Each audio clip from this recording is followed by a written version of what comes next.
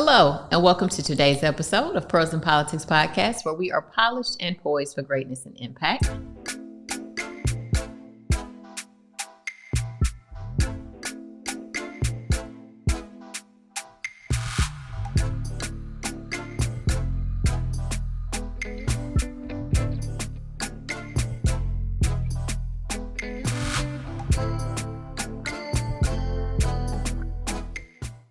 Thank you so much for joining me today. I'm Kahala, and I'm your host. Today, we will continue our series on service and service to the community.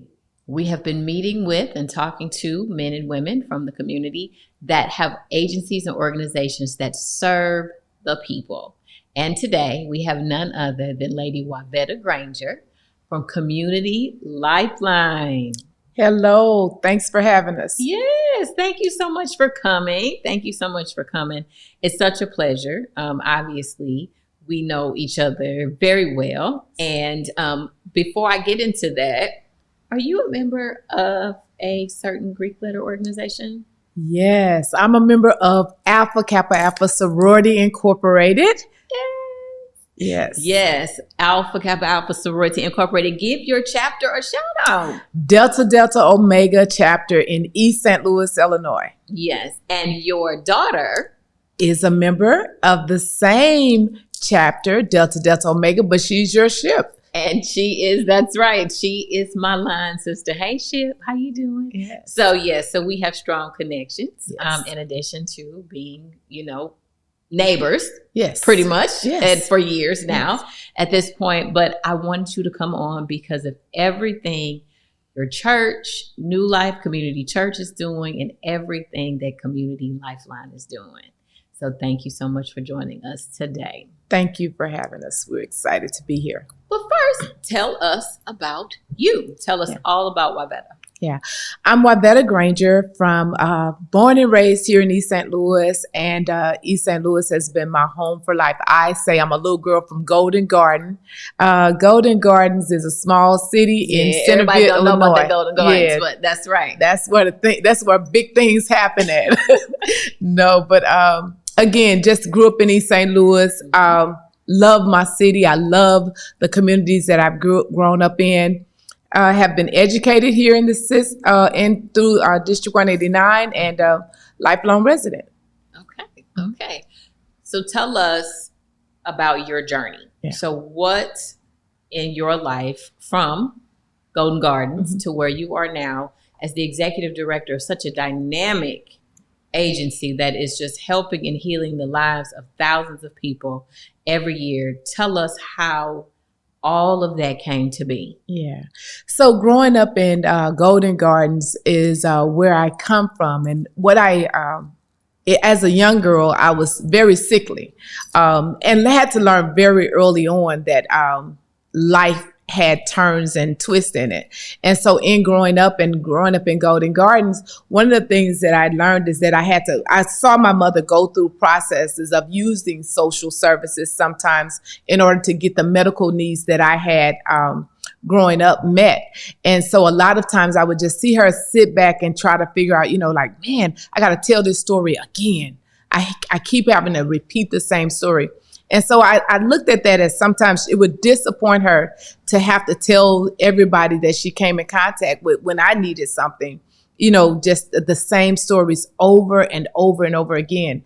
And so it kind of gave me that compassion piece. That's what really brought me to this work and wanting to be able to help people, but not traumatize them and do harm while helping. Mm-hmm. Yeah, so that was very much a part of it. So grew up sickly. In high school, my mother was diagnosed terminally with cancer. A few months after that, I became, after graduating, first year of college, I became pregnant, but my mother was also dying of cancer at that time. And she realized I called cancer for that sake a gift for our family, because what it did was it allowed her to get very strategic about what I needed to know, what I needed to learn, and practical things that I needed to know how to do as a young lady now, and then to be able to provide for myself in the future. And so cancer was a gift for us. It gave us 2 years, but it gave her two strategic years of being able to pour into and import to me what I needed in order to be a better lady, but then more so a better mom. Okay. Mm-hmm. And that led you to your church. Yes. And then from the years and years of dedicated service and ministry with your church, you and your husband, where did Community Lifeline come from? Yeah. So New Life Community Church started in the year of 2000. It was a church plant. And what we found is that people would come often and they would have just basic needs that they wanted met. A lot of it sometimes was about, different things that they simply just needed. And so what we will find is that we're trying to reach them spiritually. But before we could really reach them spiritually, we had to deal with some of the basic needs that they had. And so we started making sure we had things for them for social. One of the ways that Community Lifeline first came into being was through summer programs. We started doing summer programs for children in order to assist parents who were working, but then didn't have anywhere to take their kids during the summer. We saw this summer camp come into it was 150 kids one year.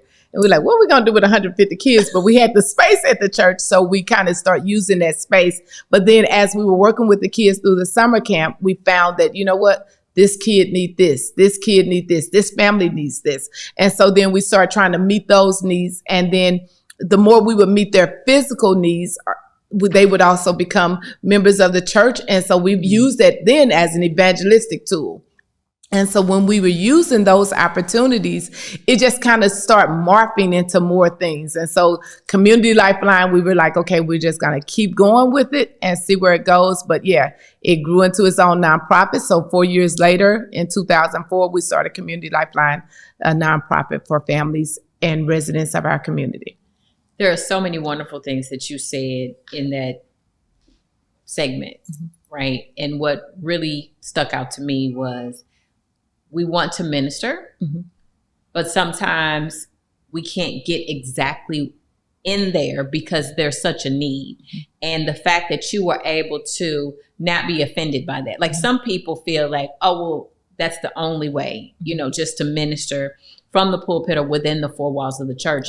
But there are so many people that need so many things. And it's not that they don't want to hear, right? The gospel. They don't want to, it's not that they don't want to, but they're hungry. Yes. Their children are hungry. Their babies had on the same diaper, for 6 hours because they're rationing diapers. Yes. There are so many life issues that go into what we deal with on a daily basis that sometimes it doesn't even have to be directly managed. It could be some advice from your mom. Well, I can't even hear you what you're talking about, mama, because my baby's crying. I got to get off the phone because she's hungry. And so the fact that you all were able to be led to say, okay, you know what?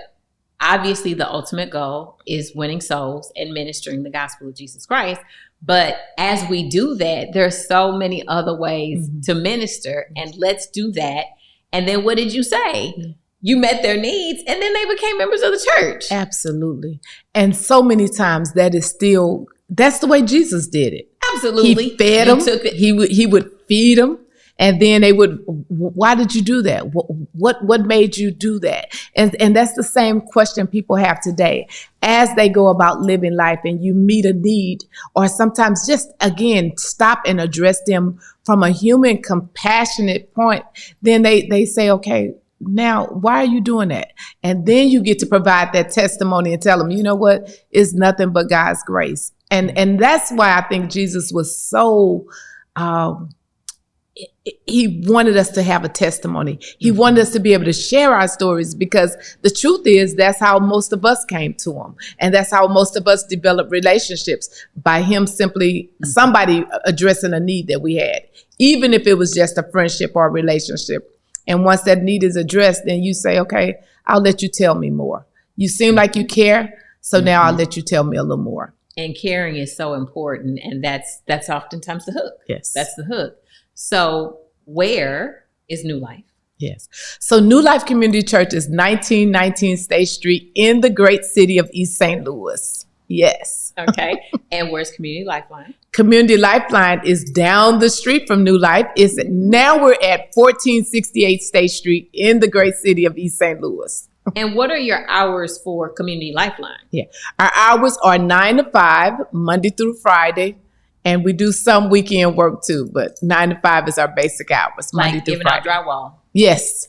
Because today. there was flooding here in our community. Yes. And today, Lady Granger, before coming, was giving out drywall in the community. So how can we reach you? Yes. We can be reached through our website, which is www.clestl.org, or you can call us at 618-482-2950. So now we know where you are, and we know how you came to be. Yes. Who are your clients, and what services do you provide? Yes. So Community Lifeline has been gifted and blessed to be able to serve anyone in both the St. Clair and Madison counties. The reason why is because we're so close in neighborhoods that we have to be able to reach across the line to serve both counties. And what do? The main point of New Life is to be a family resource center for families in both areas of St. Clair and Madison County. And when we say resource center, one of the purposes was to look at around us and see what services were being offered outside of our community, and then to make sure that we brought those services into our community so that we wouldn't always have to go outside of our communities looking to help ourselves. So we offer parenting classes, anger management classes. We do domestic violence de-escalation skills. We offer job readiness, computer skills. We give away computers. We have a lot of different programs that we can also offer. We do family visitations. Grief counseling, which is how we met. Yes. Yeah, which is how we met. That. Yes. I remember that. Yes. And that's a big thing now. A lot of times we've the grief counseling, and especially with the domestic violence and just violence in our community and people needing healing from homicide. So that's another piece that we recently offered, counseling services for those who have been traumatically affected, but then also homicide counseling for families who are left to deal with when they didn't get a chance to say goodbye sometimes too. Okay. So who can apply for your services, or who can come? So are there, age parameters? Are there income parameters? Who can come to Community Lifeline and say, I need help and receive services? So our main target is anyone over the age of 18. And they can be both male and female. We will service both. We do have a strong partnership with School District 189 that we can also refer youth back to some of the services that they offer. But we service the whole community. We are a family resource center, definitely. Okay. I know that, like you said, we've been saying we have a relationship, and I know that I frequently, because I have like 8,000 kids, I frequently give gently used clothes when my children outgrow them, and many of them still have tags on them and a bunch of other stuff. And so I donate. Is that something that you all welcome? Is that something that helps build your resources, or how are you able to service two counties? Right? St. Clair County for the longest was the 8th largest county in the state, and Madison was right behind. And number 9, I'm not sure what the 2020 census numbers are, but we jockey back and forth with sister counties. Mm-hmm. That's a lot of people. Yeah. So how are you able to serve at the level of excellence that you do so many people? Yeah. Again, from generous people like yourself. Again, she's being very humble. She drops off bags of stuff, maybe almost every other month. But again, generous people like yourself. And what we do is, again, sometimes families don't have access. And so those things that, again, was gently used to us or still on with tags on it for us, again, it becomes another lifeline for them. And it just, again, sometimes to see children get those items and see how their faces light up, just the toys and the things like that. It is such a joy. But again, we've just been blessed. I will say that the community donations have been generous to us. People are always pouring into us and always giving. And so it's always a pleasure to be able to give out. And people always spreading the news. So we're always getting messages about come pick up this, we got this, can we drop it off? And so it works. And so people have just been generous, very generous. Awesome. And you mentioned the children and how their faces light up. You all recently had a pop-up. Mm-hmm. Tell us about that in Washington Park. Yeah. Yeah. So again, one of the ways that we're trying to do some violence interruption work is to provide safe places for families.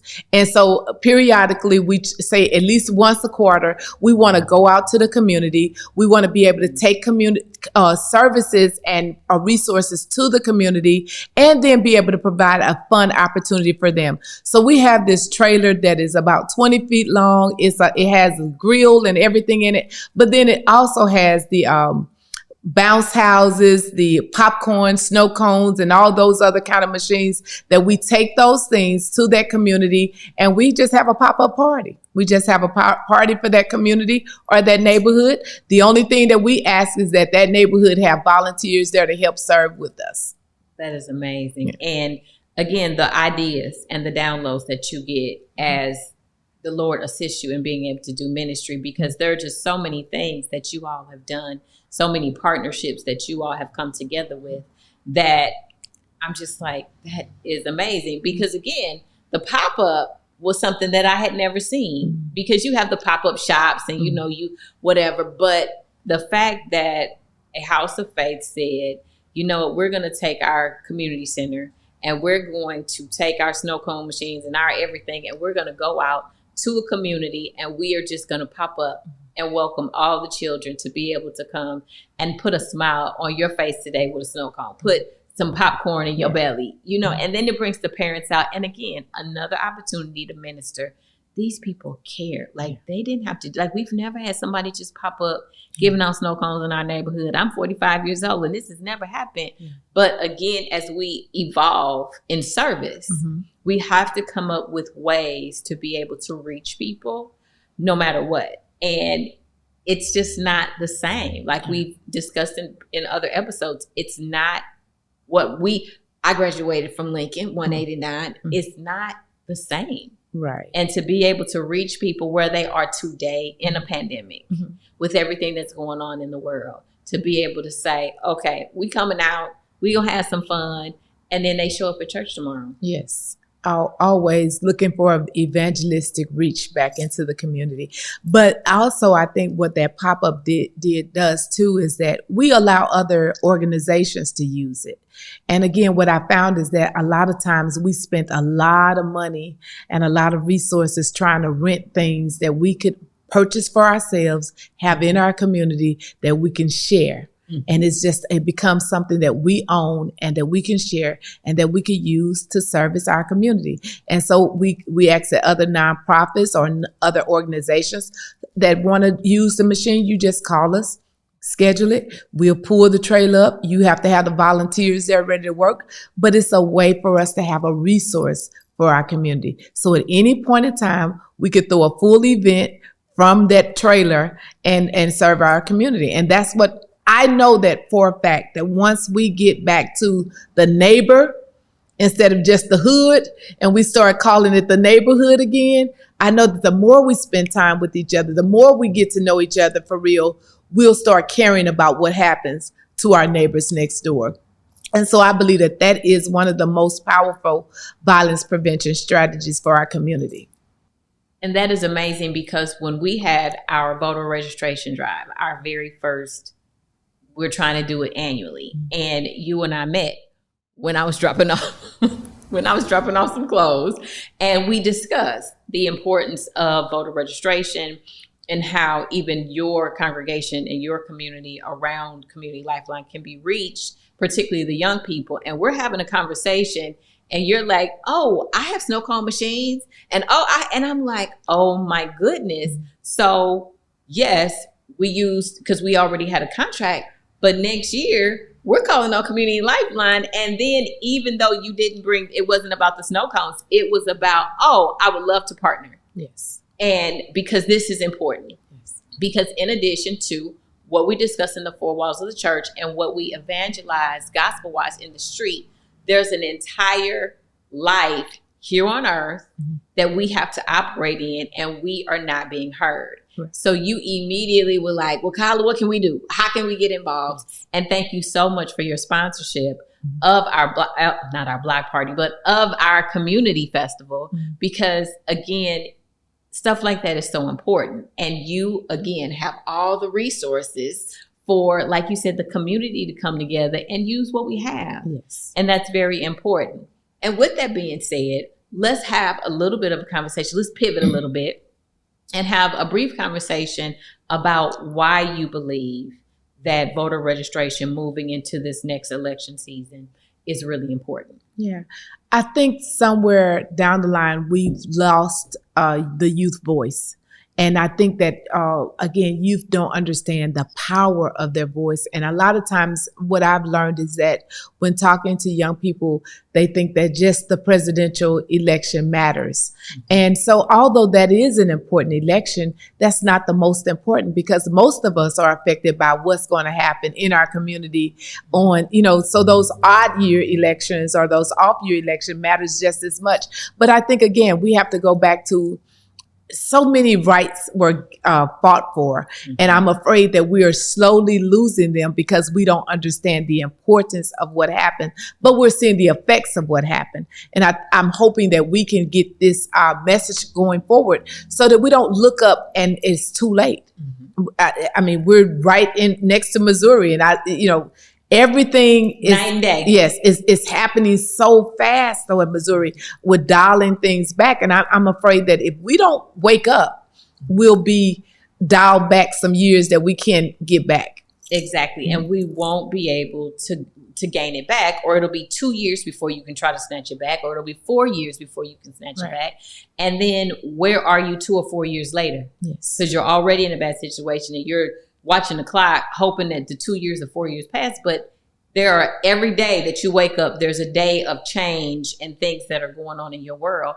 And you want to make sure that people like LaToya and people like Senator Belt, and Representative Greenwood, that they're on the ballot in November. Yes. And we want people, we're not just going to say, oh, this is who you should vote. Right. And that's what's important. Making sure that you're voting, making sure that your voice is being heard, making sure that you're educated and informed. And like you said, your heart for voter registration is in that 18 to 25 group. Yes. And that's a very important group of people, because now with the legislation that Senator Belt and Representative Greenwood, now you have to be allowed to vote during the school day. This particular state that we are in is big on voting rights, and not suppression, and making sure that here, so if we're here, if we live here, we don't live in these other places, let's make the best of the circumstances that we've been blessed with, that we don't have we can vote by mail. We can vote early. We can vote, you can register and vote. I keep saying it, and I will say it till I'm blue in the face. You can register on November 8th in person, has to be in person, and then you can vote on November 8th. So we don't have excuses anymore. And we have to make sure that we are doing everything we can to be informed and mobilized. And that is what this is all about. And I think that one of the things, when I turned 18, it was a family. You going to vote. It was done. It was, you were marched through the process. You understood the process. We going to do this. This is what you do. Just like when you turn 21, most of us trying to get our first drink.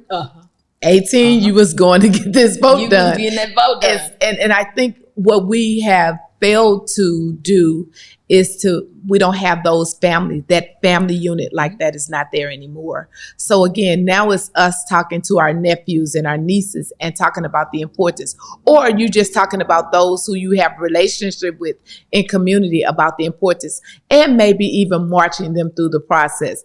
Because once you understand it and you see what they're trying to take from you, then you get more passionate about it. But if you don't have anybody making it a priority, then therefore it doesn't become a priority. So you can look up in 3, 4, 5 years.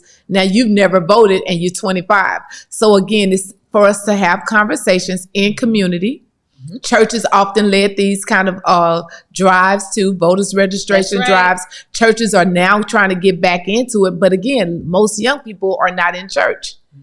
So therefore, we got to go out to the community again. Even in our center, we have a family resource center. We can offer voters registration. We need to do what we can to make sure that people understand, and then making sure that voting is convenient enough for people to get there and have access to it when they get there. Yes, it kind of takes us back to the highways and the byways. Yes. It's not just, it's a holistic highway and byway issue. Yes. You said being able to go out into the community, because a lot of people in that 18 to 25 are not in church.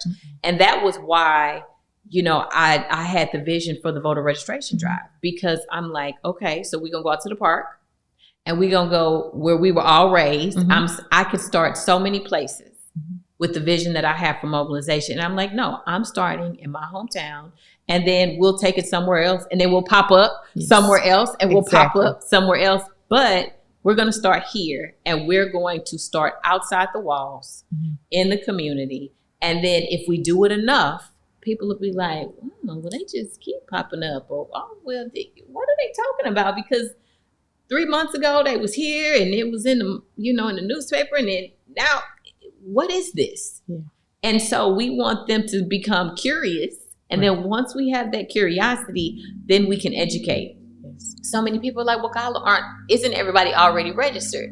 Well, you're thinking that because you're registered, my ship is registered, Pastor Granger's registered, like your circle. But if you have a circle that's all registered and marching together to go to the polls, there's a circle of folks, whether you believe it or not, even in 2022, that none of them are registered. Right. When Stacey Abrams registered 200,000 people in the state of Georgia, it was in 1995. Exactly. Okay. And so she said that there were like 800,000. She discovered after her election that there were like 800,000, even in this day and time in the state of Georgia. That is every state. That's all 50. There is a large percentage of people 18 and older, or about to be 18 and older, that are not registered. And then there are so many of us who just don't vote and were registered. So it's not just about registration. It's about mobilization, and it's about planting that seed and believing for the increase. Because if we say it enough, if we care enough, if we pop up enough, then folks are going to start paying attention. Yeah. And we're a bandwagon community a lot of times. So sometimes you can, come on, y'all, we all going at this time. We wearing our shirts. We going to vote together. The sorors will do that in a minute. Yes. Stroll into the polls. That's right. And that becomes important, because guess what? Most time, if you say that, you got, well, I'm going with y'all. I'm going. So sometimes that we just got to do what we have to do to make it happen. And it's time for some good trouble. That's right. It's time. Absolutely. It's time. And well, tell us a little bit about that, because he came to your church. Yeah. And I know that had to be an amazing experience. Yeah. That was, again, just being able to, you've read so many times. I've read about John Lewis so many times, man. And just to have him standing there and just to see him in real life form, it was just an amazing opportunity. But again, it just reminded me again, so many people have done so much for our freedoms, and we can't allow that work to be undone. And so that, again, drives passion. Us taking care of each other, us making sure that we're all well. I think sometimes we look at it from just him being there, listening to his voice, being able to just close your eyes and hear him talk about what all his experience was just a life-changing. It was game-changing for me. And it made me realize then it's time for us to get back out there and not keep looking at everything that, you know what, they'll figure it out. I'm tired of, being out here on the front line. But it's time for us to mobilize again and get things going. And it's needed more now than ever before. And I think a lot of it has to do, Jocelyn, who partnered as well with our event, she talks about, not being apathetic. And, people, we've tried, we've done this, we've done. So then what? So if I'm just going to commit to been there, done that, didn't quite work, and here we are 2-4 years, you see what I'm saying? So either you're going to try, and then it may not get the yield that you want, but then you're like, okay, so maybe a different time of day, maybe a different flavor snow cone, Yes. maybe, a different time of year, but you continue to tweak it until you find what works. Right. So we can't, I posted, a while ago from President Barack Obama, you have to be the change, and the time is now. And so we really have to, with November coming up and everything, like you said, you have a lot to gain as a people. Then the flip side to that every time is you have a lot to lose. Yes. And we want to make sure that we are doing everything that we can to make sure that we're gaining, because we've lost so much, right? As a community, as a culture, as a people, we've lost so much, and people don't like to talk about. I'm a realist. I'm very black and white, and I have very thick skin. I got that from my dad, and you just have to be real about things sometimes. And it is what it is. And so we have to make sure that we are committed and doing what we need to do. So what would you say? So in addition to everything that you and Pastor are doing, in addition to the voter piece, what do you want us doing because you have such a unique lens with your ministry, and you've been doing it for so long. So you're not new to this. You true to this. Okay. What in your day to day are you looking like, man, if we could do this, if I could get the community to get behind this, if we as a people could stop doing this, what do you want from us? Yeah.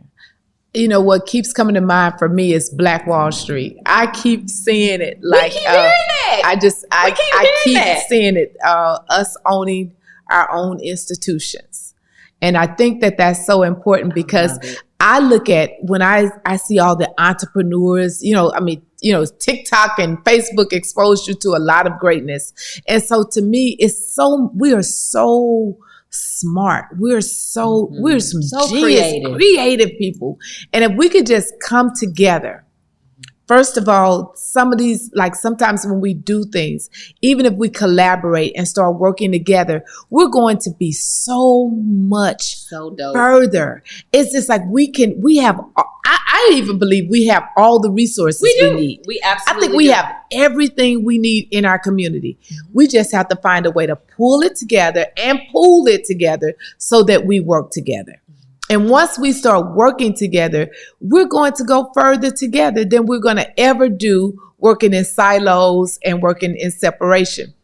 So if I had a request, it's like, let's start looking for ways that you could collaborate with somebody. And I'm not talking about the person that you're comfortable with, but I'm talking about collaborating with anybody who has the missing piece to what you're trying to develop out. And if we work together like that, one of the examples I have is like the back to school giveaways. We have 100 of them in our community. But do you know if all of us would just put $500 in to do one back to school giveaway, we could service every family child in our area and service them well.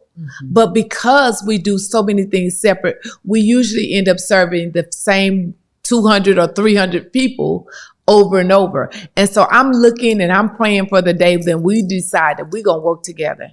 Even if we don't like each other, we're just going to work together, get this done, and then we'll go back home. But I think that that's going to be so important. And in this next generation, they're going to have to see us working together.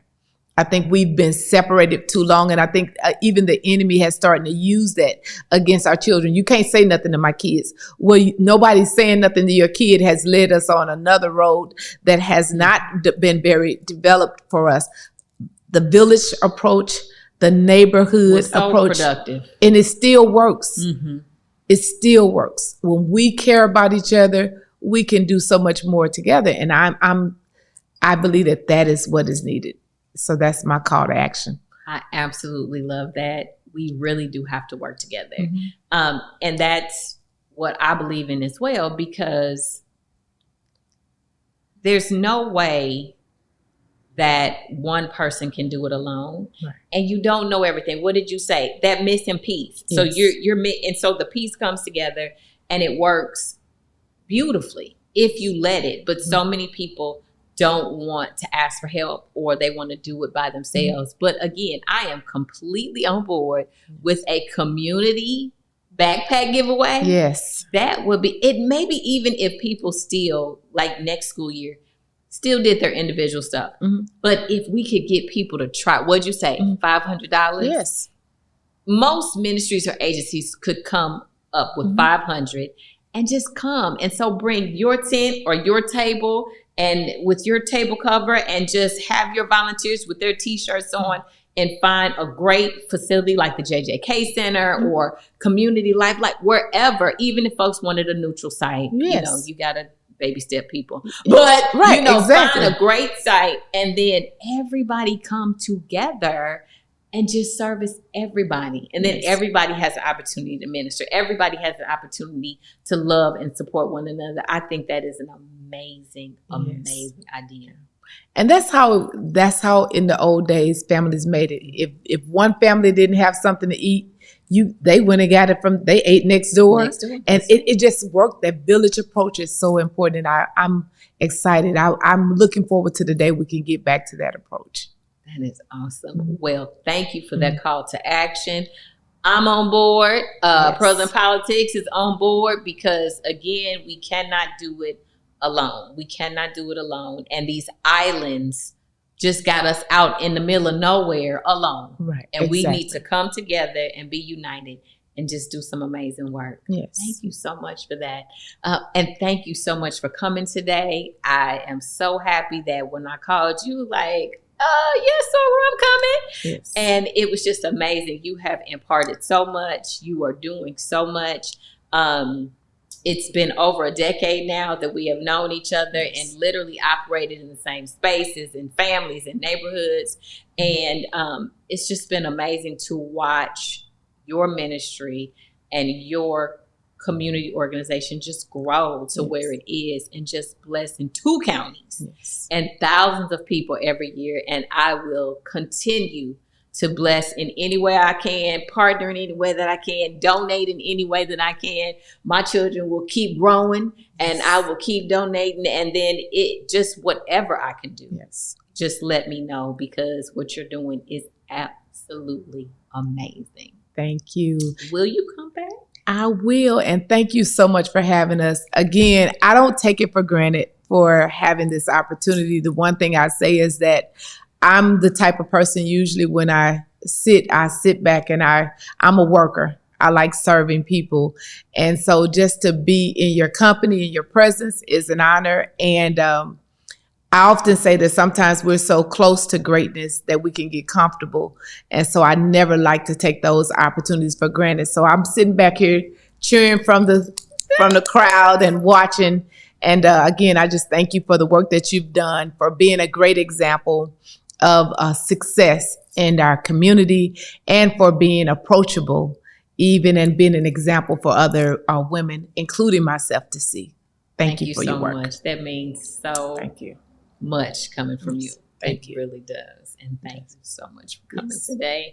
And thank you so much for tuning in today to Pros and Politics Podcast, where we are polished and poised for greatness and impact. I really hope you enjoyed today's episode as much as I did. We will see you again next week. In the meantime, please like, love, share, and subscribe. And thank you again.